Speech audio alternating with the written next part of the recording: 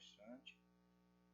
E meu nome é Rafael Oliveira, para quem não me conhece, né, que vai estar assistindo aí depois. E eu estou com a lição de abertura do livro Vinha de Luz, Francisco Xavier, né, pelo Espírito de Emmanuel, e a lição de número 60. E ela é intitulada Que Fazeis de Especial? Então convido a vocês agora, nesse momento, né, primeiro para olhar o celular que comigo está desligado, para que a gente realmente possa escutar essa mensagem que vem trazer mudança na nossa vida, que vem trazer conforto, né, ao nosso espírito. Que fazeis de especial? Isso é palavras de Jesus, está em Mateus, capítulo 5, versículo 47. Iniciados na luz da revelação nova, os espíritas cristãos possuem patrimônios de entendimento muito acima da compreensão normal dos homens encarnados. Em verdade, sabem que a vida prossegue vitoriosa, além da morte, que se encontram na escola temporária da Terra, em favor da iluminação espiritual que lhe é necessária. Que o corpo carnal é simples vestimenta a desgastar-se cada dia, que os trabalhos e desgostos do mundo são recursos educativos, que a dor é o estímulo a mais altas realizações, que a nossa colheita futura se verificará, de acordo com a sementeira de agora, que a luz do Senhor clarear no ar os caminhos, sempre que estivermos a serviço do bem, que toda oportunidade de trabalho no presente é uma bênção dos poderes divinos, que ninguém se acha na crosta do planeta em excursão de prazeres fáceis, mas sim em missão de aperfeiçoamento, que a justiça não é ilusão e que a verdade surpreenderá toda a gente, que a existência na esfera física é abençoada oficina de trabalho, resgate e redenção, e que os atos, palavras e pensamentos da criatura produzirão sempre os frutos que lhe dizem respeito no campo infinito da vida.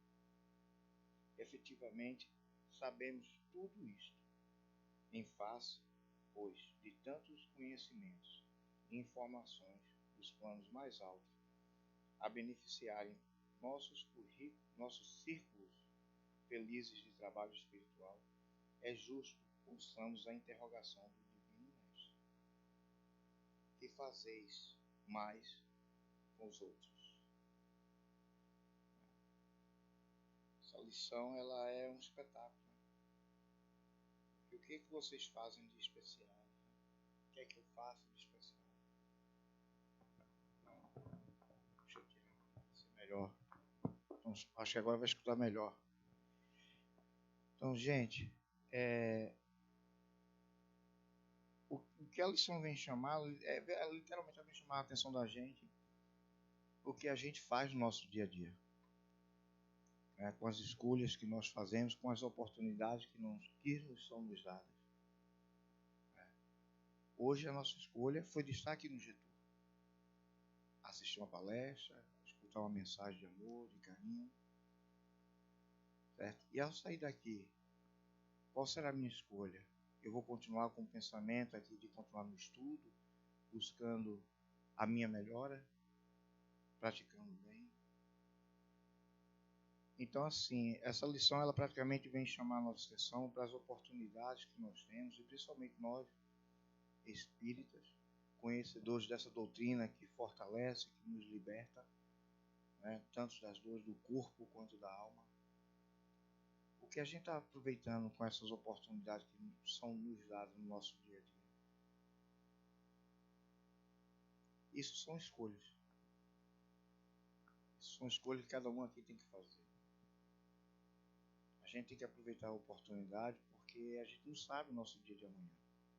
Na verdade, então assim, quantas vezes, né, nós já viemos a esse planeta aqui e quantas vezes nós falhamos? Será que por isso estamos aqui de novo? Não sabemos, não tenho certeza. Mas as oportunidades estão vindo aí sempre na nossa vida. Né? O que é que eu estou fazendo com ela? Eu falo e vou repetir sempre. Pra gente, se quer se tornar uma pessoa melhor, pratique a caridade. Visite as pessoas nos hospitais. Procure estudar. Você estudar, buscar esse conhecimento, você está fazendo caridade com você mesmo. Porque são esses estudos, são essas leituras que vão trazer um conhecimento que vai libertar a alma. Eu sempre digo que o conhecimento ele liberta. E é uma verdade. Quando a gente está com o coração aberto para escutar o Evangelho de Jesus, é impossível a gente não mudar. É impossível. Porque esse Evangelho ele tem um poder que a gente não tem explicação. Quando a gente para e lê isso aqui, é impossível. Eu, Rafael, escrevi um negócio desse aqui na minha condição hoje. Não são palavras minhas. E acreditem, oportunidade tem. Tem muita gente aí precisando de ajuda, tem muita gente aí precisando de socorro. Não é só do lado financeiro, mas pessoas que estão agora no hospital passando dificuldade. Eu faço algum trabalho fora aqui do centro, né, onde eu visito pessoas em hospitais. Atualmente tenho 2 pessoas, né? Uma foi a semana passada. E foi uma surpresa muito grande ela, porque foi o primeiro contato que eu tive com uma pessoa que tem uma doença né? É a esclerose lateral amiotrófica, né? E ela começa com uma paralisia, né, no corpo, alguns músculos, e vai parando a pessoa. É uma doença degenerativa, não tem cura. E 65% dessas pessoas que têm esse tipo dessa doença, elas morrem com 3 anos, assim que são diagnosticadas. E 25% delas somente vivem até 5 anos. E eu tive a oportunidade de conhecer, né, a Juliana, né, que é uma mulher hoje que tem aí seus 44 anos de idade. Era cabeleireira, com 2 filhos, uma família. E ela hoje está totalmente atrofiada, todo o corpo. E ela está em Lemos, nós estamos em Lemos, né? E chegando lá, eu fui conversar com ela, que ela não conversa, ela conversa com o computador. Ela olha e vai escrevendo, então tem que ter aquela paciência trabalhando. E uma das coisas, né, que ela estava conversando, quando eu fui lá dar o passe nela e fui fazer o evangelho, ela comentou, eu vi a vontade dela de ter esse conhecimento da doutrina. E eu falei assim, ela veio agradecer, e eu falei, Juliana, eu que te agradeço, porque você me ensina muito mais do que eu estou nesse momento aqui. Porque quando a gente olha, né, uma pessoa nessa situação e a gente vê que nós temos saúde, e muitas das vezes, eu não vou pro sertão porque está me levando lá fora, porque eu estou cansado, e a gente vê uma pessoa totalmente sem movimento nenhum, se esforçando, estudando, pedindo para levar um passe na casa, lá no hospital. Aí você para assim, você olha, ela não tem o direito de reclamar de nada. Sabe? A pessoa falou assim, olha, a evolução dela é tão grande ao ponto de dizer assim, que a doença, que a gente conversando, eu falei, ó, cada um passa por coisas que tem que passar, infelizmente você tem consciência realmente da sua situação, que vai desencarnar daqui a um tempo, mas ela tem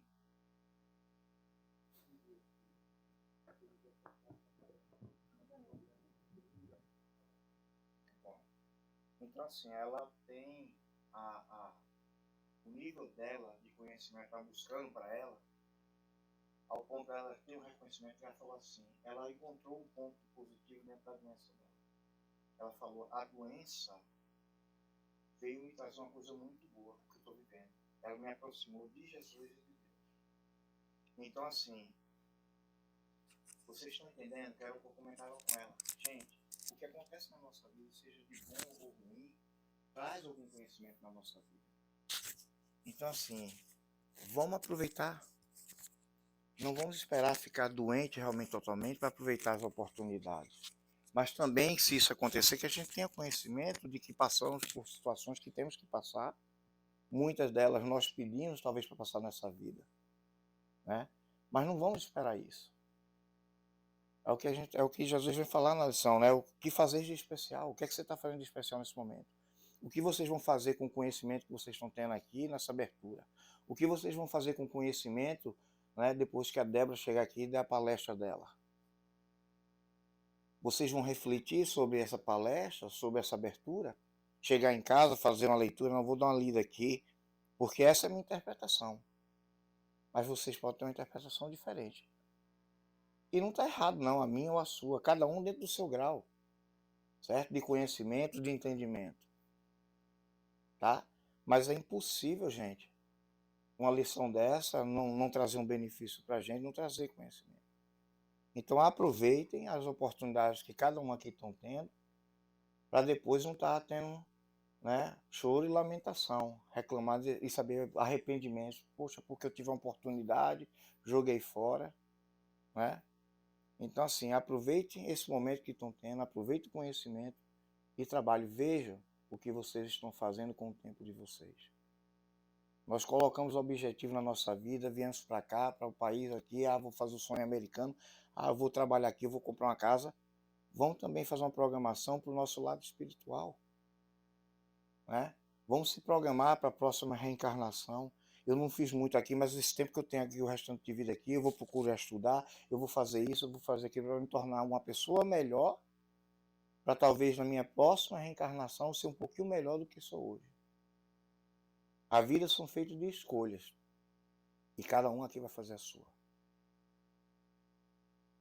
Só que vão ter escolhas que vão ser muito doloridas aqui na vida de algumas pessoas. Mas essas dores vão vir também para acordar e mostrar as coisas erradas que a gente está fazendo. Falo isso por experiência própria também. Porque errei e erro ainda hoje. Mas com a diferença. Procurando ver o melhoramento dentro daquele erro. Procurando ver o que é que eu posso aproveitar com aquele problema. Né? Então assim, uma dica que eu digo a algumas pessoas. Diante dos problemas, de pé. Diante de Deus, de joelho. Em oração, em prece e humildade. Aprenda a encarar os problemas de pé. Com força, acreditando. E diante de Deus, de joelho, orando, agradecendo a Ele pelas oportunidades, pela dificuldade, pelas coisas boas. Isso é uma coisa que hoje eu coloco isso na minha vida. Então assim, vamos aproveitar as oportunidades e fazer da nossa vida um pouco melhor através desse conhecimento que a gente está tendo. Somos espíritas, temos esse conhecimento, e uma vez que a gente aprende, a gente não tem como dizer assim, eu não sabia. Sabia, porque a sua consciência vai dizer que você sabia. Meu tempo acabou, queria convidar todos a fazer a nossa prece inicial.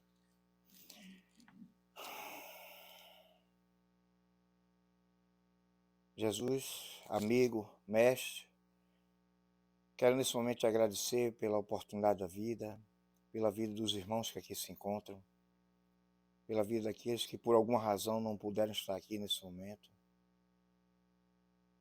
Venho te pedir, Jesus, que abençoe a vida de todas as pessoas aqui presentes, com essas palestras, com essa abertura, que esses ensinamentos venham entrar em nosso coração e nos tornar pessoas melhores, nos ensinando a fazer o bem com os nossos irmãos, com nós mesmos, nos ensinando a te amar mais, a nos aproximar de ti. Abençoa, Jesus, a cada um de nós e esteja conosco, hoje, agora e sempre, que assim seja. Gente, a Débora vai fazer uma palestrinha aqui pra gente, né? E o tema da palestra, né, é culpa, arrependimentos e reparações. Eu acho que ninguém tem esse problema aqui, não. Mas a Débora insistiu para fazer essa palestra, né? Então, vamos assistir, né? Ser chato com ela, né? Acho que ninguém, eu falei, né? Aqui ninguém precisa dessa palestra, não. Mas, Rafael, vamos lá. Vamos fazer, vai ser bom. Então, Débora, o púlpito é todo seu. Gente, muito obrigado, viu? Bom dia a todos. É. vez. Vou deixar que eu falo alto. Bom dia, pessoal. Bom dia. Quem disse que eu preciso de microfone, ó? Isso aqui é para os fracos, viu? Bom, esse tema, realmente, a leitura, né, trouxe uma frase, eu acho que foi na página 60. Tem olhos de gavião também. E a frase, ele falou, né, a dor traz muitos conhecimentos, a dor traz... E na fala do Rafael, ele disse que todos nós fizemos algumas escolhas que trouxeram dores, certo? Todo mundo aqui, se a gente tivesse a oportunidade, hoje, vamos colocar que Jesus te dá uma varinha de condão, que você pode ir no seu passado e congelar alguma cena antes de você fazer algo, que hoje você se arrepende. E aí você coloca aquela varinha, aquele momento, talvez você ia falar algumas palavras para alguém que você hoje sente culpa de ter falado. Ou você deu um tapa num filho que hoje você fala, ai, será que foi isso que... Não importa, alguma decisão que se você tivesse a potência de ir lá naquele passado, talvez ter dado aquele abraço, ter feito alguma coisa, e aí você congela aquela cena, e hoje se você pudesse ir lá e fazer diferente, jogar aquele pozinho de pirlim-pim-pim e fazer diferente. Todos aqui têm algumas cenas? E essas cenas nos traz dor, porque hoje a gente tem o conhecimento que a gente fez errado, vamos colocar entre aspas. Aí a gente não tem como não falar desse tema, porque eu tenho certeza que a maioria de nós carrega algum tipo de culpa. E muitas vezes não só a culpa, entra o remorso. E sem sombra de dúvida, pelo menos até numa visão pessoal da psicologia, é um dos sentimentos que mais corrói a nossa alma, é a culpa.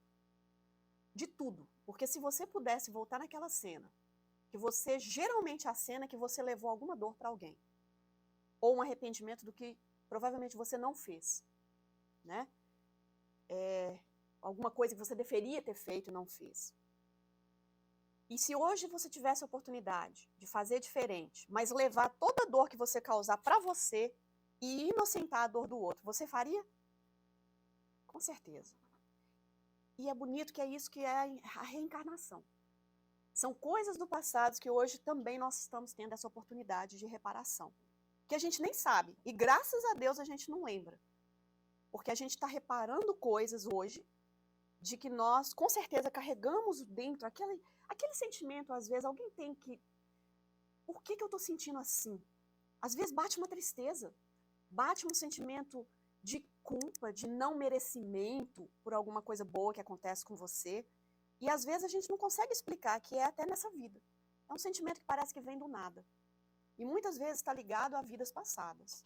Aquele arrependimento. Quem aqui às vezes ganha sei lá, faz uma viagem bonita, ou talvez já nasceu bonito, não sei. Mas às vezes você olha para você e fala, nossa, não, eu não sou tão bonita assim. Ou então, eu não mereço uma pessoa dessa. A gente parece que carrega uma culpa até de merecer uma coisa boa. E isso, muitas vezes, está ligado nas nossas decisões passadas, que nós arrependemos e agora não nos julgamos merecedores de coisas boas. Então, tem muitos aspectos que, na verdade, talvez um dia a gente faz até um seminário sobre isso, porque é uma coisa que a gente pode fazer interativa, certo? Eu gosto muito de interação, em que as pessoas falam também. E aí a gente começa com o tema. Agora, seja o que a gente fez no passado, a gente não tem essa varinha para fazer diferente dessa forma que eu estou falando. Mas a gente tem uma arma muito poderosa. O que a gente aprendeu com aquilo? E o que eu posso fazer daqui para frente? Às vezes, a gente tem pessoas na vida que já desencarnaram e a gente queria ter muito falado alguma coisa. Ou às vezes a gente deixou passar uma oportunidade. Mas a vida, Deus é tão misericordioso que as portas se abrem para novas oportunidades. Às vezes você não vai salvar alguém da sua família, mas salva o vizinho. Novas oportunidades de você se redimir do que você fez está no nosso nariz. E aí abra os olhos para aqueles que querem vir. Certo? Eu não posso ficar tão egoísta também na minha vida, porque é um egoísmo só querer o bem para a sua família. É aquele amor condicional. Né? É para o meu filho. Mas e o filho do outro, do seu amigo também? Quem sabe o seu filho não vai receber a sua ajuda do jeito que você quer, mas você vai poder ajudar o filho de alguém pela internet, né? Então, nós somos uma família universal. E as oportunidades de reparação é o bem que você faz por aquilo que você deixou de fazer. E no Livro dos Espíritos tem uma frase muito importante. Você será responsável por todo o mal que sai do bem que você não faz. É meio pesada essa frase, mas se está no Livro dos Espíritos, quem somos nós para questionar o fundamento dela? Mas aí a gente fala, mas será que eu sou responsável de fazer tudo para todo mundo? Não. Você é responsável de fazer a parte que te cabe. Certo? Às vezes, um sorriso é tudo que cabe a você fazer. E nós nunca vamos poder salvar o outro. Nós não temos esse poder. Assim como a gente não pode mudar o outro. Quem aqui já conseguiu mudar alguém? Me ensina. Porque a gente não consegue. Agora, no minuto que eu mudo a mim mesmo, as pessoas vão responder diferentes. Certo? Aí elas podem ou não mudar o comportamento delas. Por isso que Jesus, a gente tem muita classe em liderança, tem muitas coisas de cursos de liderança. Eu vou resumir o que é liderança mesmo. Jesus, modelo e guia. Liderança. Esse é o exemplo, porque a liderança é o exemplo. Quando você exemplifica, não existe liderança melhor. Tem patrão, boss, né? Faz o que eu estou mandando, mas não o que eu falo ou o que eu faço. E tem um líder. Quando você entra na casa espírita, eu posso dizer esse exemplo nessa casa, porque tem umas que eu não posso. Então, quando você entra numa casa espírita assim, que está todo mundo sentado, se você consegue identificar quem é o diretor da casa, esse diretor quase sempre não é um líder. Estou dizendo um líder. Estou dizendo diretor. Diretor pode ser qualquer uma pessoa. Principalmente um que tem um estilo de boss. Por quê? Quando o pastor cheira de ovelha, ele é um líder. Porque ele está com o seu povo. Ele está sentado com o seu povo. O diretor está assistindo a palestra justamente junto com o colega do lado. Então, quando você não identifica quem é, ele consegue ser um verdadeiro líder. Se não é, continua naquele caminhada. Quando você chega em um lugar e você já sabe diferenciar aquela pessoa por ela ser destacada como o mandante, geralmente não é um bom líder, certo? E Jesus, ele andava com quem? Como que ele se vestia? Ele se misturava com seu povo ou não? Ele julgava aqueles que faziam o errado? Não, ao contrário. Ele abraçava, certo? Então, para mim é Jesus. Para mim é Jesus. Quando as coisas apertarem, eu falo assim, eu chamo ele. Eu falo, ó, hoje eu vou ter que ter um tete-a-tete direto com Jesus, né? O ensinamento. Então a gente vai lá para essas culpas. Hoje nós não teríamos, se você fala, Débora, eu faria tudo diferente. Não faria. Não faria. Sabe por quê? Porque você não tinha o conhecimento que você tem hoje. Não faria. Então a gente já começa a jogar essas culpas fora. Porque você faria exatamente, porque naquela época foi o que você sabia. Foi a oportunidade que você achou que seja para o seu prazer, para o seu egoísmo, para o seu o que for. Era o que tinha, certo? Hoje você faria diferente, porque hoje você tem o conhecimento da dor que aquilo lhe trouxe. Porque a culpa é um alarme que algo não foi bom. Não foi a caminho da luz, vamos colocar assim. Mas hoje já tem esse conhecimento, você já tem a oportunidade de fazer melhor. As pessoas que eu mais prezo são as que erram. Porque aquelas que erram, quando elas sentem a dor do arrependimento, elas não fazem mais. Elas já passaram pelo processo de dor. E aí elas têm um entendimento de que, nossa, eu magoei tanta pessoa que agora eu já conheço aquela dor. Não faço mais. Aquela que nunca magoou, a gente não sabe se ela ainda vai magoar. Porque como a leitura diz, a dor traz aprendizado pra gente. Por isso que a gente não culpa, gente. Quem aqui sabe exatamente, se conhece tão bem assim, que não erraria com o mesmo erro que você às vezes julga o outro fazendo? Às vezes a pessoa fala assim, eu sou honesto, jamais serei desonesto. Quem aqui pode falar com 100% de certeza que você não cometeria um ato desonesto? Se tem alguém que, bom, chegou num patamar realmente bom. Mas a gente não se conhece tanto assim. Por isso que não é bom julgar. Nem a gente, nem ao outro. Não é porque o seu pecado é diferente que o meu é melhor. A gente só peca diferente do outro. Mas aí entra, claro, e a gente vai até onde for, tá? Não tem pressa para... Eu aponto para lá? Tá. Pronto. A pergunta que eu já fiz, né? Você sente culpa por algo que já fez? Tem alguém aqui que nunca sentiu culpa? Que aí na palestra eu tenho que mudar ela um pouquinho. Tem que reajustar um pouquinho. A culpa, né? Eu levanto o braço, com certeza. Vocês ainda acham que vão sentir culpa de algo que ainda está por vir?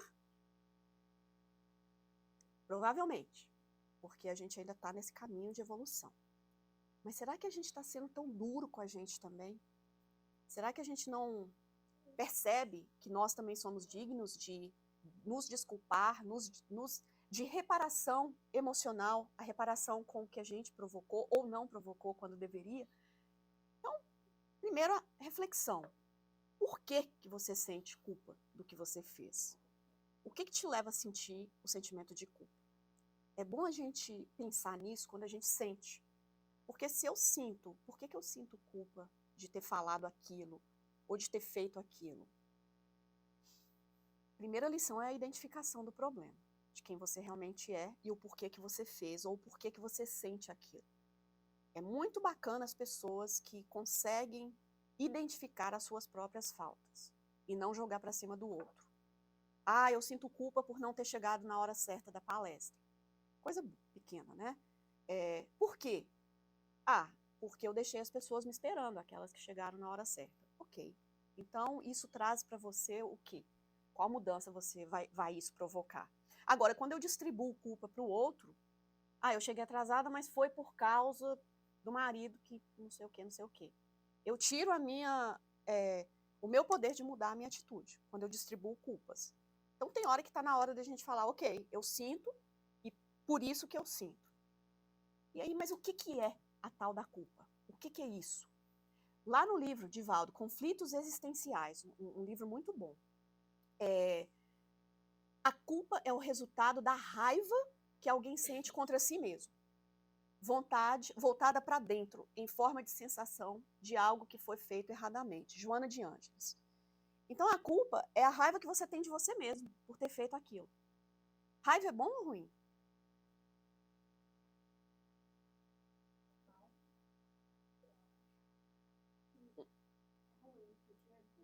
Quem sente raiva aqui?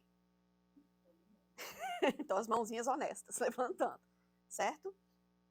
Se a raiva carrega muito tempo, uma raiva temporária, vamos colocar assim, uma raiva fraterna, alguém, você tá ali, alguém sem querer, você tá com seu cachorrinho e pisa no rabo do seu cachorro. Aí seu cachorro chora. Você olha para a pessoa com amor ou você olha com ela com raiva? Um imediato dá uma raivazinha, fraterna, mas dá, certo? Mas se eu cultivo essa raiva e agora eu pego realmente pirraça daquela pessoa por uma coisa que ela fez, essa raiva agora começa a ser boa ou ruim? Porque qualquer sentimento, ele é meio neutro, quando ele tem o purpose, quando ele tem o foco do que ele deveria cumprir. Se eu fico com raiva de alguém por ter feito, se aquilo é temporário, é um sentimento de reação. Um sentimento. Você na sua vida, você age ou você reage? Tem coisas que você tem que reagir. Alguém pisa no rabo do meu cachorro, vai ter uma consequênciazinha. Vai ter pelo menos um sentimentozinho de, presta atenção, né? Então, vem aquela raivazinha, o que aquilo eu tenho que fazer com aquilo? Fala com a pessoa, cuidado, porque você não está prestando atenção onde você pisa e tal. Beleza, acabou a raiva. É passageira. Agora, se eu tomo pirraça aquela pessoa ali, ela pisou no rabo do meu cachorro um dia. Quem que carrega coisa de 20 anos atrás ainda? Ainda está com raiva de fulano. O crime já prescreveu. Se a pessoa tivesse sido presa, ela já estava fora na sociedade. Até por crime de morte. Até homicídio, depois de 20 anos, a pessoa já está liberada. Mas você ainda está lá. Eu lembro que fulano. Já perdoei, mas não quero ver aquele traste nem pintado. Não é assim? Então, essa raiva acumulada e carregada, muitas vezes é contra a gente mesmo, coisa que a gente fez. Já prescreveu o crime, já acabou, pronto, você não está fazendo aquilo mais. A não ser que é um estilo de vida, aí a gente está falando de outra coisa. Mas eu estou falando atos individuais. Quando você carrega essa raiva dentro de você, é aquele sentimento de eu não mereço. Você agora caminha contra a sua própria evolução, porque você não se acha digna daquilo que a vida tem para te oferecer também. São pessoas, eu gosto de falar, quando uma coisa boa acontece, eu falo assim, que bom, mereço sim, que bom. Alguma coisa boa eu devo ter feito também. Porque senão o espírita vai carregar sempre naquela coisa de lei de causa e efeito. Por isso que dá tudo errado na minha vida. Salguei a Santa Ceia, só posso. Não joguei, não, nossa senhora, eu joguei sal mesmo na Santa Ceia. E isso e aquilo. E a gente vive uma vida parecendo que a gente só fez coisa errada no passado. E aí quando uma coisa boa acontece, a gente não lembra, fala assim, alguma coisa boa também. E, gente, rezando é que a gente não estava nas outras encarnações. Porque as coisas são difíceis ainda nesse planeta. Mas também muitas coisas boas nós fizemos. A gente também tem que carregar e honrar que a gente também tem uma parte muito boa. Senão não ia ter uma filhinha boa, uma filhinha bonita, uma filhinha... Olha só. Então, quer dizer, alguma coisa de bom vocês fizeram. Porque mereceram ter uma filhinha tão graciosa assim. Agora, se a gente fala assim, ai, que menino desesperado, oh meu Deus, o que eu fiz para merecer? Né? A gente tem muita coisa que é só olhar o que a gente fez errado, e essa culpa começa a ser raiva de você mesmo. Então é bom identificar, porque é a raiva que você tem dentro de você. Raiva. Eu gosto do Chihuahua, porque ele é assim, a anatomia do Chihuahua é 50% tremer e 50% ter raiva. Não é assim? Quem já teve um Chihuahua sabe. Treme e com raiva. Então é a anatomia mesmo do bichinho. E eles são lindos, maravilhosos, né? Com aquele sorriso. Geralmente, raiva é ego ferido. É ou não é? Por que você fica com raiva? Eu sei. Cada um de vocês, eu sei por que você fica com raiva. Não, Débora, não tem jeito de você saber o porquê que eu fico com raiva. Tem. Só tem uma razão. Porque as coisas não saíram do jeito que você queria. Por que a pessoa fica com raiva? Ah, porque saiu desse jeito. E você queria que tivesse sido do seu jeito. Certo? Então, muitas vezes as críticas ou a raiva vem quando você quer inferir a lei. E quando alguém não te dá a oportunidade de você ter do seu jeito. Quem é que às vezes fala assim, ó, o horário de tal coisa é 7h30. Aí você chega às 7h45 e fica com raiva da pessoa que colocou. Por que você não me deixa entrar? Porque é 7h30, você chegou às 7h45. Aí você fica com raiva da pessoa, certo? Por quê? Porque você quis ser o alecrim dourado, né? Então, o ego ferido. Por que não me deixou ir às 7h? Porque não é 7h45. Você podia ter chegado às 7h. O ego ferido. Isso dói, porque a gente acha que a raiva tem outras razões. Não, Débora, mas eu fiquei com raiva por causa de outra coisa. Não, é porque na verdade você queria que tivesse sido diferente. Diferente como? Do seu jeito. E isso eu estou dizendo porque é com a gente mesmo. A gente fica com raiva da gente. Porque a gente começa a culpar as nossas ações. Eu devia ter feito diferente. Eu não podia ter falado com aquela pessoa. Eu devia ter abraçado a minha mãe, o meu pai, a minha tia. Eu não devia ter pegado no carro aquele dia. É aquelas coisas, tá vendo? Então aqui, a palestra não é para dar chinelada, é para a gente não sentir tão pesado. De falar assim, eu não posso ter domínio de tudo. Vai ter coisas que vão sair do meu controle. Eu não posso ficar com raiva dos dias que eu não vou aderir à regra, à minha própria regra. Senão é o ego ferido. Eu queria que eu tivesse feito diferente. Pois é, mas você é um ser humano, você erra também. E às vezes as coisas não vão ser diferentes. Às vezes é o nosso orgulho também de achar que a gente é tão grande que a gente não vai errar. Não é? Tem hora que a gente fala assim, não, eu não poderia ter feito isso. Poderia, porque você é um ser humano. Você não é melhor do que o amigo que está do seu lado. Nossa, mas eu já sou espírita há 30 anos, jamais eu poderia ter cometido esse erro. Poderia. Provavelmente você não cometeu esse erro em algum momento nessa vida e agora veio para aquela dor ali para te ensinar. Agora você não comete mais. Certo? Então é muito abre a gente também para não ficar julgando as pessoas, o porquê que delas fazerem as coisas que elas fazem. Porque às vezes você já dominou aquela parte, mas você faz outra. todo mundo tem sua história, o porquê delas fazerem as coisas que elas fazem. E se você der às pessoas a chance de escutar a elas, você vai entender que a maioria das coisas que nós fazemos contra a lei de Deus é mais por ignorância do que por maldade.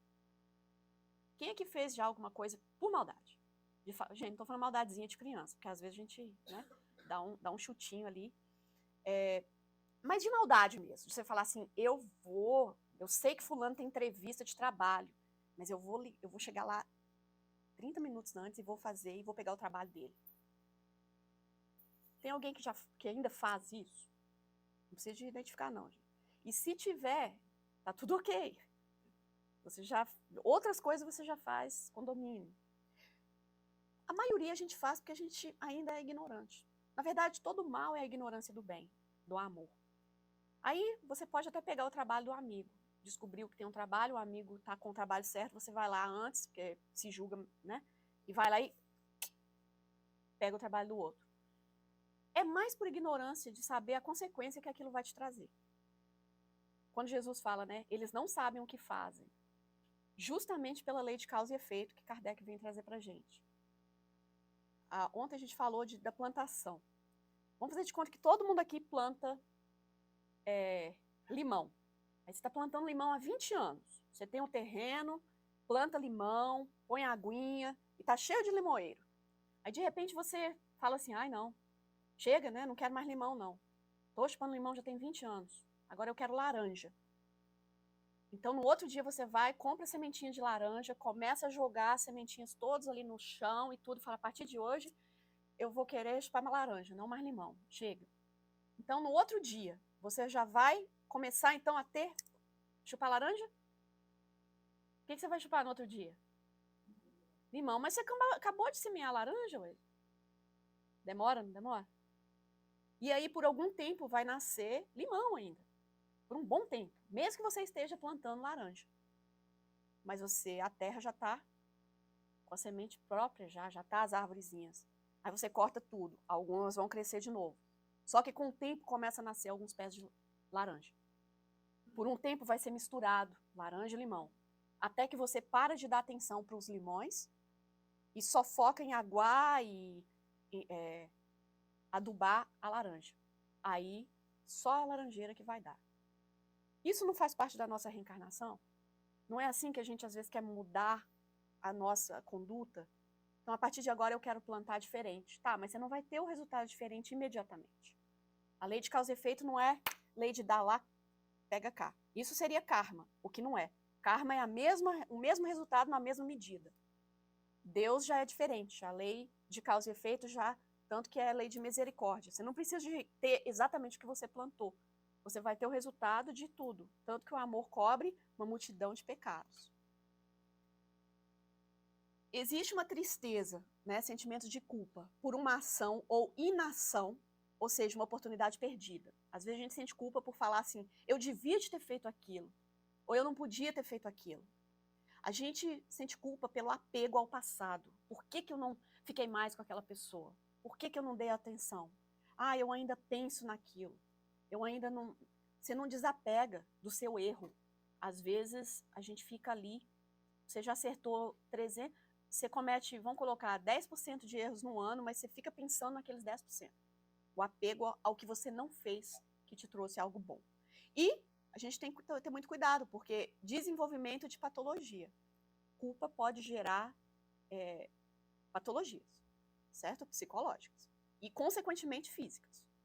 Muitas pessoas estão com dores por culpa. Na hora que você trabalha a culpa, acaba as dores. Você vai no médico, tira raio-x, tudo. Ah, é fibromialgia. Ah, é isso. E muitas vezes, quando você trabalha o sentimento de culpa, que é a raiva por si mesmo, as dores começam a ir embora. Culpa é a consciência de um erro cometido. Então é bom sentir culpa no momento. Opa, errei, pisei na jaca. Através de um ato que provocou algum prejuízo, seja material ou moral, a si mesmo ou a outrem. Ou seja, culpa, na verdade, ela é bom sentir, porque isso mostra que você entendeu que fez a coisa errada, né? Que você causou algum dano, algum prejuízo, alguém saiu mal. Um bom negócio não é quando todo mundo sai bem? Se você que é vendedor, se você presta serviço, não é bom quando você ganha uma quantia boa, a pessoa fica feliz com o seu trabalho, sai todo mundo ganhando, não é? Aquele que sai ganhando em detrimento do outro, esse é um vencedor? Não. Você está ganhando baseado na infelicidade do outro. Você está tirando proveito do outro, certo? Então você está causando dano. Mas se você ganha $1 milhão e a outra pessoa está feliz da vida, que bom, pode me pagar $1 milhão, eu aceito, né? Se eu te prestei um serviço que você está feliz. Agora, se eu tirei vantagem, já é um prejuízo. Saudável é o arrependimento sincero. É aquela dor e expiação, ou seja, reparação. Arrependimento sincero, quando a gente olha e fala, deu ruim, fiz ruim, nossa, se eu pudesse, eu faria diferente. Você pode, de uma forma diferente, você ainda pode reparar. Todo mundo. Até para quem já desencarnou, até para quem não te perdoa. Até para você mesmo que não se perdoa. Tem jeito. Essa é a boa notícia. Tem jeito desse sentimento ser trabalhado. Agora, o remorso já é uma patologia. É aquela autopunição. Eu já não mereço. Eu fiz. Eu não presto. Se alguém soubesse o que eu fiz. Gente, todo mundo tem uns esqueletos dentro do closet. Ou seja, tem coisa que você não quer contar para as pessoas, que você já fez na vida. Todo mundo caladinho, isso é coisa do povo de Newark, então, né? Massachusetts aqui, todo mundo. A gente tem algumas coisas na vida que às vezes a gente preferia não falar. Falar, nossa, soubesse que eu fiz isso, acha que eu sou espírito, todo bonitinho aqui, me leva para casa por 2 semanas. Muda de opinião. Porque vai ver que a gente é um ser humano e cheio de erros. Eu penso que muitas pessoas acabam tendo coisas, segredos, de que não querem trabalhar aqueles segredos. E nem devem, muitas vezes. Né? Deve com um bom profissional. Mas falar, às vezes, com um amigo algo que você fez, talvez não vai trazer nenhum benefício. Ao contrário. Né? Onde é a consequência, isso aqui está na pergunta 992, qual é a consequência do arrependiado no estado corporal? Avançar, desde a vida presente, se tem tempo de reparar as faltas. Quando a consciência faz uma censura e mostra uma imperfeição, sempre se pode melhorar. Olha que maravilha, isso aqui é a resposta dos espíritos. Então, quando você tem consciência do que fez, beleza, já está avançando. Isso já é o primeiro passo, que bom. Fiz errado. Estou entendendo que eu fiz errado. Não estou falando que eu fiz errado porque fulano me induziu. Porque quando eu distribuo culpa, você não está comprando o pacote que a parte é sua. No minuto que você usa, eu me atrasei porque você já acabou com isso aqui. E você já acabou de distribuir a parte que te cabe para outra pessoa. Né? Na hora que você... E às vezes sim, às vezes é. Mas eu estou dizendo a parte que realmente é sua e você está tentando distribuir para o outro. Mas os espíritos vão falando sempre, na hora que você, a sua consciência, quem sabe o que é certo e errado? Todo mundo sabe o que é certo e errado fazer? Quando alguém fala assim, olha, tem um jeitinho. Geralmente a palavra jeitinho já demonstra que quase certo você vai fazer alguma gambiarra, né? E toda gambiarra provisória vira uma solução permanente. Mas quando alguém fala, olha, tem um jeitinho de você conseguir aquilo. O brasileiro não faz isso. Mas, né, a palavra nem existe, né? Então, quando você fala, tem um jeitinho de você conseguir. Eu conheço um fulano. Porque a gente é assim, né, gente? A maioria, assim, eu.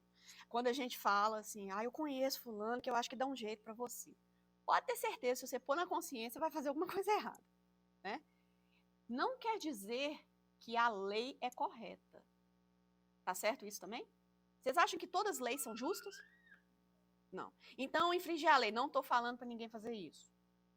Mas em certo momento, só de ter uma cor de pele diferente, você podia ser dono daquela pessoa. Era lei. Essa era uma lei justa? Não. Então, seguir a lei cegamente, às vezes, você tem que questionar até a lei. Tá certo? Para que ela seja mudada. Porque a lei não é justa. Agora, certo e errado não quer dizer certo com a lei ou fora da lei. São duas coisas diferentes, na maioria das vezes. Né? Deveria ser coerente. Mas quando você questiona a sua consciência, onde é que está Deus? Quando vai perguntar, onde podemos mais se aproximar, aonde Deus está existente? No Livro dos Espíritos, a resposta é, quem lembra?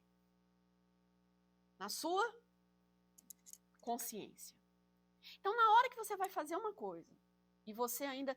Quando a gente faz uma coisa errada, a gente tem um nível de que você ainda está no poder, e tem um nível de que o seu livre-arbítrio agora é tirado. Você decide até que ponto. Depois daquela decisão, você já é arrastado. Mas a algum ponto você ainda tem poder de falar um não. Mas depois, essa linha vira tênue. Ela fica uma linha tênue, e às vezes a gente não percebe que não deveria ter feito. Que a gente começa a justificar e não examinar a nossa consciência. E na hora que vai ver, já fez. E aí fala, nossa, eu nem notei. Na hora que eu vi, eu já estava envolvido naquilo. Tem uma pergunta no Livro dos Espíritos que faz. Quando você se encontra no mundo dos vícios, você não acha que é praticamente um arrastamento? E eu estou dizendo vícios em qualquer coisa. Da fofoca é um vício, certo? Das coisas físicas que a gente sempre fala, bebida, fumo, seja lá o que for. Mas tem muito mais vício. Falar mal dos outros, certo? Ser desonesto. Tem vício para todo quanto é lado.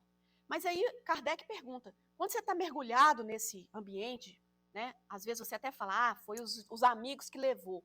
A gente tem mania de falar isso quando é filho da gente. Foi os maus amigos que levou. Não, às vezes foi o seu filho que levou os outros. A gente não gosta de admitir, né? Mas a gente sempre gosta de justificar que é os outros que ele nos levam. Aí a resposta, porque a pergunta é, isso não é justo, porque a gente sente que a gente é arrastado para fazer a coisa errada. Aí os espíritos respondem, arrastamento, sim. Opa, a gente é arrastado. Irresistível, não. É a segunda parte. Então, não é irresistível. Isso traz pra gente tanto poder, porque a gente, às vezes, é arrastado a fazer a coisa errada. Mas se a gente consulta a consciência, a gente consegue resistir. Na hora que essa pergunta, para mim, muda a nossa vida. Porque quando eu começo a falar, eu vou... Não tem jeito, gente, eu já tô lá. Aí você fala, calma, você está sendo arrastada, mas você consegue resistir. Isso devolve a gente o poder. Peraí, sai para lá, Bagdá. Né? Então, eu resisto. Isso é uma força muito forte que a gente tem que... Por isso que estudar o Livro dos Espíritos salva a nossa vida, às vezes. Se a gente realmente quiser. Né? O arrependimento, Allan Kardec, quanto seja o primeiro passo para a regeneração. Não basta por si só. Então, não adianta falar assim, errei, desculpa. Né? São precisas a expiação e a reparação. Arrependimento, expiação e reparação constituem, portanto, as 3 condições necessárias para apagar os traços de umas faltas e suas consequências. Então, para pôr um ponto final no que você fez de errado, e também as consequências daquilo, primeiro, você tem que admitir o arrependimento, ter o arrependimento, que aí é clareza que você fez algo que não foi bom. Mas aí é o primeiro passo para a regeneração, mas não só isso. Você tem que ter aquela dor, a leitura trouxe isso. Você vai sentir, porque é sentindo que você aprende às vezes. Se você não tivesse, tem uma doença que chama analgésica congênita. É muito rara. São pessoas que nascem sem os receptores da dor. Você queria ter isso? Parece que é até bom, né? Não sentir dor. Uai, você não quer isso? Não. Não sentir dor? Imagina como seu corpo seria se você não sentisse nenhuma dor. O que você acha que aconteceria? Exatamente. Se você senta muito tempo com a perna assim, você não nota, você não sente dor. Aí você mexe de uma vez, quebra o joelho. Você nem sente que quebrou o joelho, porque não dói. Só que o joelho quebrou. Aí você vai andar com o joelho quebrado. O que acontece? Dá uma infecção. Pode dar uma infecção, pode piorar e, sem querer, perdeu a perna. É bom sentir dor? Sim. A dor é uma grande professora, tanto para você saber onde está o seu equilíbrio, do que fazer e do que não fazer. Se você não sente dor por algo de ruim que você já fez, não vai existir arrependimento. Aí a gente está falando das patologias, lembra? Os psicopatas, os sociopatas, eles não sentem dor pela dor alheia, e muito menos pelo que eles fazem, porque eles vivem com a vantagem de ter o que é deles. Que se dane o que acontece com você. Eu quero o que é meu. Certo? A gente está falando de patologias. E mesmo assim, essas pessoas vão chegar no nível de regeneração também. Porque nós estamos sempre caminhando para o bem. Então é maravilhoso. Eu tenho amigos psicopatas. Tenho um em especial até. E é interessante porque Certa vez até tinha uma senhora no hospital e ela caiu, estava com muita dor e ele falou assim, problema dela. Tipo assim, no chão, a pessoa ali, aquela coisa. Nossa, temos que ajudar essa pessoa. Não, ela caiu, não estava prestando atenção, problema dela. Não existe aquele sentimento de compaixão, certo? Então a gente está falando, e nem com a pessoa mesmo. Tipo assim, eu fiz, foi para mim, né? Então a psicopatia já é diferente, mas uma pessoa que quer ali reparação. Existe num pedido de desculpa, existe 3 passos. Quando alguém faz alguma coisa, ou quando você faz algo que arrepende, primeira coisa que tem que fazer é o quê? Admitir o erro, certo? Você vai para a pessoa e fala, olha, desculpe, eu esqueci que eu deveria te dar aquela carona, te deixei esperando. É uma admissão de erro? Sim. É um pedido de desculpa? Ainda não. Porque se você só admitiu antes de pedir desculpa, eu te deixei lá, era para mim ter te dado carona. Eu só admiti que eu fiz algo errado. Segundo passo, peça desculpa. Me perdoe. Me perdoe. Eu esqueci. Seja sincero. Para de distribuir culpa para os outros. Eu não te peguei lá, por quê? Porque a gente também sente uma mania de explicar tanto, né? Às vezes a cultura latina, me corte é um desastre. Os advogados falam, fique calado, não fale nada. Né? Os advogados sempre falam quando a gente entra em alguma coisa aí que não deu certo. Não fale nada. Aí o juiz vem e te pergunta, naquele acidente de carro, você estava prestando atenção no semáforo? Aí o advogado só olha para você, fala nada, só fala o suficiente. Ao invés de você falar, eu passei na luz vermelha realmente, só isso. Ô doutor, já começa assim, né? Ô doutor, pois é, né? Mas aquele dia, eu vou te falar o que aconteceu. Já começa com uma explicação. É porque meu primo, não sei o quê, já começa. Aí na hora da luz o telefone tocou. Aí ele já começa a se enrolar mais ainda. Aí, na verdade, eu não estava, eu estava dirigindo, mas com a cabeça longe, fui atender o telefone. O advogado já fica, oh meu Deus, já é outro crime agora. A pessoa se enrola. Mas quando você pede desculpa sinceramente, claramente e rápido, eu fiz isso, eu esqueci de pegar a carona que eu deveria te dar. Me desculpe. E o terceiro passo é o quê? Reparação. O que eu posso fazer para reparar o meu erro? Olha só, eu vou te pegar sábado agora e ainda te trago um bolo de cenoura. Não importa o que é. Estou dando um exemplo porque eu gosto de simplificar as coisas. Repare. E se você não pode reparar, faça com outra pessoa. Talvez você não tenha nem condição de reparar com aquela. Mas o resultado é o mesmo. Isso é que é o bonito. Se você sente culpa de algo que você fez e você não pode reparar aquilo com aquela pessoa, com aquele passado, com aquela situação, você pode usar outra pessoa para reparar o que você fez com outra. Olha como é bonito. Isso é a misericórdia de Deus. Então, quando você fala, nossa, eu fiz errado com meu filho, eu não devia ter feito, vá ser voluntário da evangelização e ajudar com as outras crianças que estão aqui. É uma forma de reparação. Talvez aquilo você não vai ter como mais reparar com seu filho. Não daquela forma, mas vai ter uma oportunidade de outro. Nossa, eu dei um desfalque numa empresa 15 anos atrás e hoje eu sinto que as coisas não vão para frente por causa daquilo. Isso é uma culpa que você carrega e você não está vendo claramente. Peça desculpa para você. Nossa, Débora, me desculpe. Já pediu desculpa para você mesmo? É um ato tão bom de falar, nossa, Débora, você pisou na jaca mesmo, hein? Opa! Se o povo descobrir, problema deles, né? Mas aí eu falo, me desculpa, Débora. Você não examinou sua consciência naquilo e você fez errado. Me desculpe. Pronto. O que você pode fazer para reparar isso? Eu vou ser a maior propagadora daquilo contra do que eu fiz. Não é uma coisa boa de você fazer isso com você? Eu, a partir de agora, decido fazer diferente. E ainda vou ensinar e ajudar as pessoas a fazer diferente. Porque eu senti a dor da consequência do meu erro. Tá vendo como a dor é reparadora?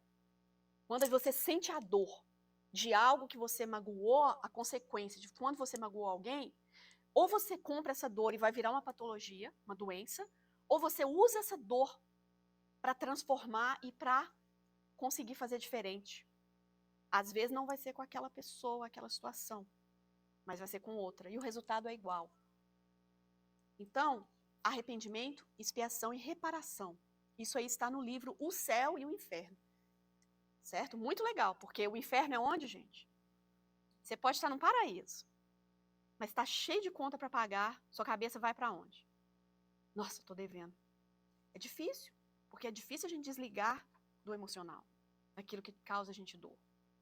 Mas você também pode estar no meio, num lugar todo estrupiado, mas você está em paz. Aquilo te afeta? Não. A gente tem que tomar cuidado para o ambiente que a gente se encontra, porque muitas vezes nós não estamos preparados para estar no ambiente. É proibido ir num pagodezinho, num boteco? O espiritismo proíbe? Porque sim, aí me mostra onde. Então eu posso ir dançar? Posso. Eu devo ir pegar um copo de seja lá o que for, 51? Nem sei, nunca bebi, gente. Essas tal de 51, mas todo mundo diz que é, né? Eu não sei se eu devo. Né? Aí entra, nem tudo que eu posso, eu devo. Por quê? O ambiente me arrasta. Eu posso ser arrastada antes do momento de estar consciente o suficiente para falar não. Aí já era. Certo? Eu tenho consciência de falar, eu não quero, eu só vim aqui para dançar. Gosto de dançar. Posso estar num ambiente que tem bebida, mas eu me conheço o suficiente para esse vício eu já dominei. Beleza. Mas se a gente não conhece a nossa posição ali, é bom estar lá então? Não, porque o arrastamento vai ser grande. E possivelmente você vai lá no botequinho dançar o seu pagode e vai acabar nem lembrando da noite. Porque uma coisa gera outra, certo? Aí aquele amigo que fala assim, você liga e fala assim, ô, me dá uma carona, ô, eu já te dei, você já está em casa, né? Então, a gente tem que lembrar que o inferno você pode estar, por isso que até em reuniões mediúnicas e tudo, você tem que estar muito preparado, porque você não sabe com quem você vai lidar ali. Né? As pessoas sempre, muitas chegam no centro querendo, eu vim aqui para estar na mediúnica. Você sabe com que você vai lidar? Você está preparado para estar lá? Porque às vezes você vai estar no meio do inferno ali. Eu digo, né, num ambiente pesado. Você não vai se contaminar por aquele ambiente? Se não, o ambiente não vai fazer nenhuma diferença, se você está em paz consigo mesmo. Então eu acho bonito até, porque se a gente não tivesse pessoas indo nos umbrais, nos escuridões, não teria resgate. Madre Teresa, certa vez, um repórter, um jornalista perguntou a ela, falou assim com ela, não perguntou. Nossa, Madre Teresa, quando você morrer, você vai ser um anjo. Você vai virar um anjo. Ela fez muita bondade, né, gente? Aí ela respondeu assim, eu espero ser um anjo das trevas. O jornalista, anjo das trevas? Ela falou sim, porque seria uma honra eu virar um anjo e poder trabalhar lá nas trevas. Que nível de evolução é esse, gente? Quanto mais evoluído, mais você quer ir para onde tem pessoas necessitadas. E a gente pensando aqui, né, quero aposentar uma casinha pequena lá na praia e não fazer nada. Sumir desse povo complicado. E a sua evolução está diretamente ligada ao que você iria. Imagina Jesus, pregado ali na cruz. Para onde que ele foi? No minuto da morte dele. Lembra que quando ele voltou, Maria estava no jardim. Ela confundiu Jesus como um jardineiro, quando ela estava perto da tumba. E Jesus chega para ela, né? E na hora que ela vê que era Jesus mesmo, ele fala, filha, sou eu. E quando Maria de Magdala, e quando ela vai tocar em Jesus, ela fala, meu Deus, você não morreu, né? Aquela coisa. Ele fala, não toque em mim. Eu ainda estou, como se diz, eu não estou puro o suficiente, você não pode tocar a minha, eu estou denso. Por 3 dias ele estava desaparecido, vamos colocar assim, né? Ele diz que os 3 dias ele estava em um lugar muito denso, para ela não tocar nele ainda. O perispírito, né? Vamos colocar o perispírito, mas ele estava denso. Por quê? O que Jesus foi fazer na hora da morte? Na hora que ele vai desencarnar, o que você queria na hora que você desencarnasse? Ver as pessoas, não é? Muitas vezes.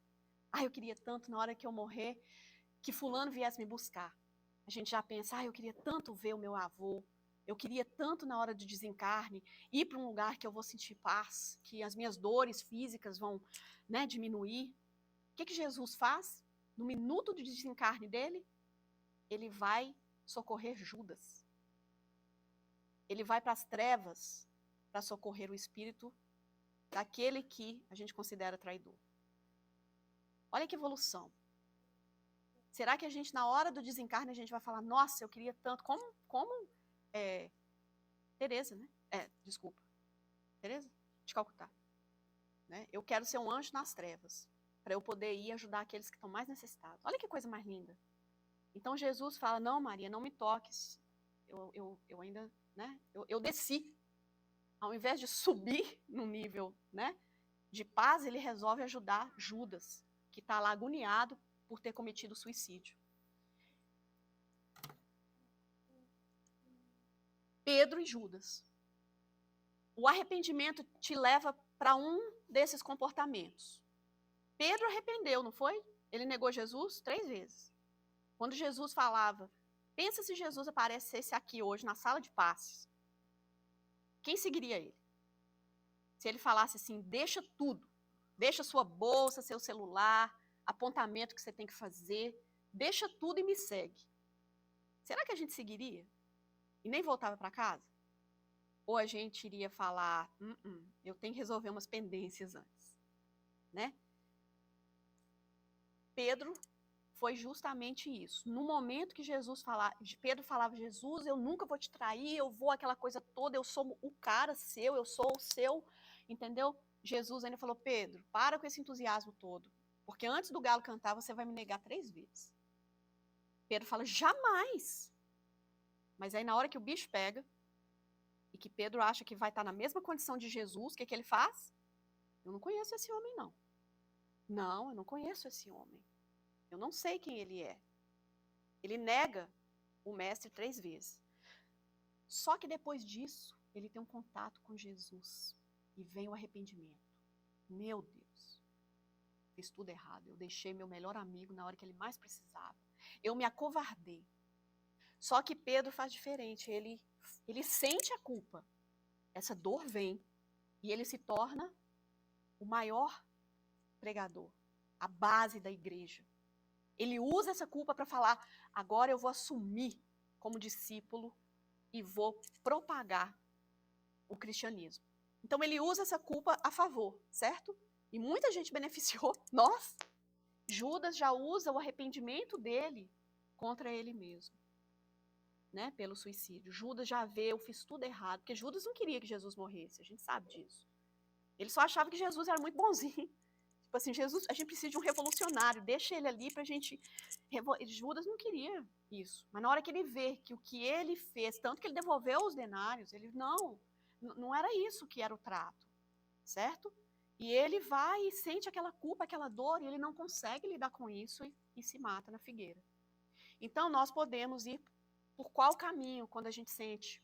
E muitos de nós podemos estar cometendo esse suicídio indireto, da auto-raiva do que a gente fez. E tem um ponto que você tem que falar assim, pronto, acabou, eu vou pela maneira que Pedro agiu.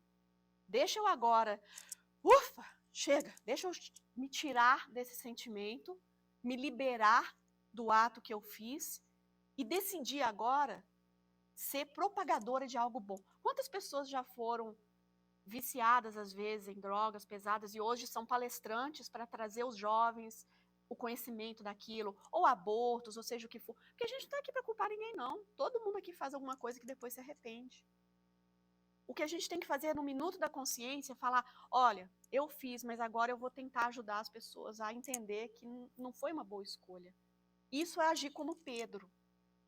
E Judas, ele não conseguiu. A gente não pode usar o nome de Judas, gente, nem de brincadeira mais, seu Judas. Ele não deve carregar isso, não. A gente tem que mandar muito, tanto que ele já reencarnou como pessoas boníssimas, né? Então, a gente ainda usa esse exemplo, mas foi o material que ele teve foi desenvolver uma patologia e ele se matou, achando que ele não era merecedor. E nós todos somos. Se vem aquele sentimento de muitas pessoas. Eu fiz um estudo de cartas suicidas na época, e que o tema maior era nas cartas, sempre tem algo de arrependimento. E também um pedido de ajuda, que ficou despercebido. E isso não é culpa da gente não perceber, tá? Primeira coisa. Porque é muito difícil perceber aquele momento, né? Tanto que muitas pessoas que cometem um ato, pegam a gente de surpresa. Às vezes a gente acha que estava ruim, estava mal, estava triste, pode ser. Mas às vezes a gente pensa, nossa, como? O vizinho era sempre alegre. E a gente não nota. Mas nas cartas sempre vinha o tema de arrependimento. Eu não devia ter feito isso. E agora eu não consigo carregar essa culpa. E sempre vem um pedido tipo assim, eu tive a oportunidade de ser ajudado, mas não deu. Né? E graças a Deus, essas almas todas somos nós também. Todo mundo vai ser ajudado. O bom é que a gente deve sentir assim. Todos vão ser ajudados. Jesus foi lá para Judas ajudar ele. Se Jesus foi lá, quem ele não vai ajudar? Né? Com Maria de Nazaré. Então, vamos pensar que às vezes a gente está reagindo como Judas e nos colocando numa posição de carrascos. Porque eu fiz isso, eu sou mal. Não, você fez isso porque você foi ignorante. Só isso. Raramente uma pessoa é tão má que não tem amor por alguém. Porque até os piores dos criminosos que a gente conhece amam as suas mães, a maioria. Certo? Então tem tem luz. Todos nós temos luz. O arrependimento e reparação. Arrependimento produz alívio e salvação com pleno perdão, em Romanos. O remorso provoca desarranjo mental, resultando no suicídio e na morte. É a confissão, não o padre que nos absolve. Porque às vezes, quem aqui já foi católico, tinha um momento de confissão. Quem já confessou? Eu já confessei. E tinha que escrever a listinha. Era criança, né? Então era a listinha dos pecados para chegar lá e lembrar de tudo. Uma vez perdi a listinha, eu e um primo meu. Era criancinha, né? Assim. Aí a gente falou, a gente tem que confessar, né? Os nossos pais faziam, tem que ir lá na igreja confessar. Eu falei assim, Warlen, vamos escrever, é muita coisa. Né? Aí eu falei, tá, faz a sua lista, eu faço a minha. Tá. Aí enrolamos um papelzinho, fomos para a igreja, e aí cada um foi, confessou, acabou aquele trem todo. Só que depois, eu acho que a gente pôs os papéis em algum lugar, e nossos pais achou a listinha dos pecados. Roubei bala no mercado Zé Bento, não sei o quê, bati no meu irmão e falei que foi o outro vizinho, não sei o quê, tudo que até coisa que, né? Aí eu lembro que minha mãe e o meu tio, né, chamou nós dois, porque era a hora do coro, né? Que aí achou os pecados. Aí já não era o padre que ia absolver, não, era a Correia, né? Então chamou e eu acho que assim, a conversa da minha mãe com o irmão dela, com o meu tio, deve ter sido assim: olha os pecados igualzinho. A lista de um é igualzinho à lista do outro, porque a gente só andava junto. Então os pecados eram igualzinho mesmo, sabe? Então, não é a confissão que vai te trazer não é o padre que vai te absolver. Ou seja, não é porque você confessa que você vai sentir, não é o padre que vai tirar aquele alívio.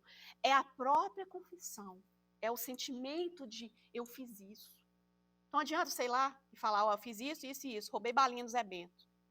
Uma que eles devem estar até olhando pra gente assim, oh meu Deus. E Zé Bento é meu irmão. Temos que ver lá os desfalques que está tendo semanalmente. Né? Mas não, é quando é um arrependimento sincero. Nossa, eu fiz isso. A confissão já é um gesto de humildade, certo? Quando a gente fala assim, nossa Deus, hoje eu fui tão bruto com aquela pessoa, aí você confessa.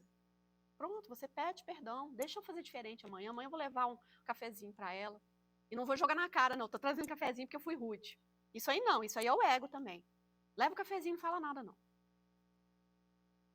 Ser refém do sentimento de culpa. Isso aí traz o remorso, que agora você é refém, seu sentimento manda em você. Você fez aquilo. Geralmente é o tal do rabo preso. Ser refém. Olha, gente, eu vou falar com vocês. A gente tem que ter muito cuidado pelas pessoas que nos colocam refém de algo. E aí a gente vai fazer tudo que elas querem, porque a gente sente tanta culpa por algo que a gente fez e depois elas viram dona da gente. E isso é porque você tem rabo preso com ela. Quem faz tradução dessa palestra é uma maravilha, né? Às vezes acontece, os americanos falam, o que é isso? O que esse negócio significa? Sabe por quê? Porque quando você faz uma coisa errada, e aí a pessoa fala... Tem uma história, eu vou contar ela rapidinho, eu tenho acho que 5 minutinhos, né? Foi o Medrado que contou essa história. Ele diz assim, vamos colocar Joãozinho e tinha Maria, a história dos patos. Quem já ouviu? Ok, já. Eu vou tentar lembrar, mas é assim. Joãozinho e Maria, 2 irmãos, vão passar um fim de semana na casa da avó, ou vão passar as férias na casa da avó. E aí eles vão para a roça e vão ficar lá na casa da avó. E aí o que acontece? Joãozinho pega a espingarda do avó. E dentro da janela, eles estão no quarto, e lá do lado de fora, ele vê assim, ele mira. E não, desculpa, Maria está lá com a espingarda, vamos colocar que a Maria está lá com a espingarda, mira lá fora e sem querer, pro nada, ela atira e mata um pato. Certo? E é o pato favorito da avó, né? Aquele pato pet. Aí pronto, ela sente aquela culpa. Ai, meu Deus, nossa, eu não devia estar com a espingarda, já era errado o que eu fiz. E atirei e acabei matando o pato da vovó. Aí Joãozinho, o que ele faz? Todo dia eles tinham as tarefas para fazer em casa também para ajudar. Servir a mesa, recolher os ovos. Só que cada um tinha a sua tarefa. E Joãozinho usou aquilo para quê? Tá preso, né? Maria, eu não tô com vontade de buscar os ovos hoje. Joãozinho e Maria, não, pode deixar. Eu vou lá buscar para você. Aí Joãozinho, toda hora que ele queria uma coisa, ele só falava assim, Maria, você não vai não? O pato. Lembra do pato. Ou seja, a avó não sabia, né?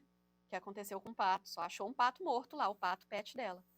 Aí, passou mais um dia, e Maria fazendo tudo que Joãozinho queria, né?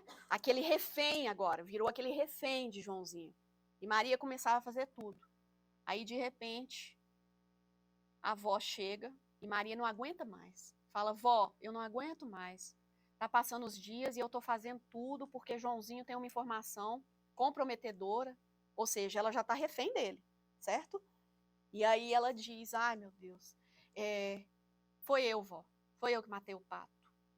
Aí ela falou, eu sei, filho. Como assim? Você fez, eu já sei disso, já tem 3 dias que eu já sei essa informação. Que você, eu tava lá do outro lado, eu vi quando a arma, eu vi você.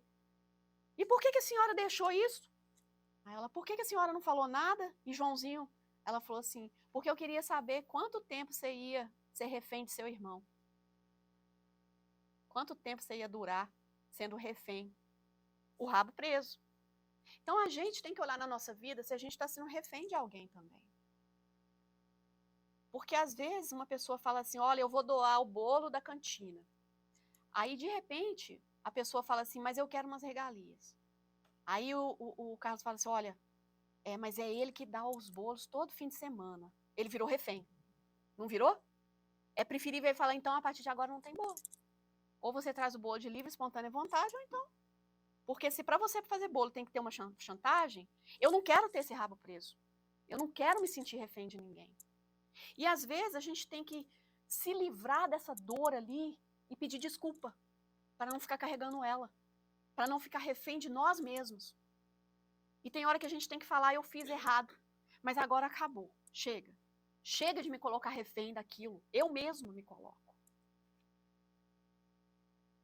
Tem diante de tudo ardente amor uns para com os outros, porque o amor cobre uma multidão de pecados. Talvez seria o último slide que eu queria deixar. É esse mesmo. Tinha mais uns, mas está tudo certo. Ame. Ame quem você é, com seus erros, com seus acertos. Olha para você e fala, olha, a única promessa que eu posso fazer ainda nesse planeta de terra e expiação é que eu ainda vou errar. Vai acontecer. Mas eu vou errar de uma maneira mais leve, um pouquinho menos pesado do que eu já fiz. Pensa em Paulo de Tarso. Ele é o tipo de pessoa que você quer na sua vida. Nossa, mas aquele que crucificou, Saulo de Tarso, vamos colocar assim.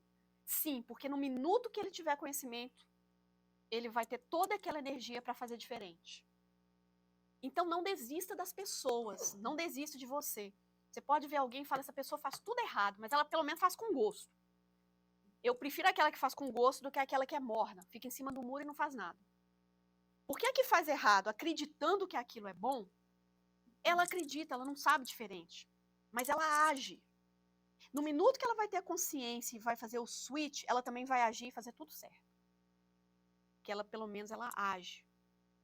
Aquela que quer ficar em cima do muro e não faz nada, ela não produz.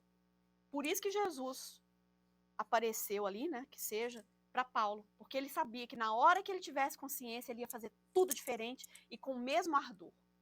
Então, consulte dentro de você e pense, a partir de agora, eu vou usar o que eu fiz, a minha culpa, o meu arrependimento, não só para reparação, mas para fazer diferente. Usar toda aquela dor que aquilo me causou para transformação, para fazer diferente e trazer algo de positivo. Então, essa é a minha mensagem. Obrigada a todos.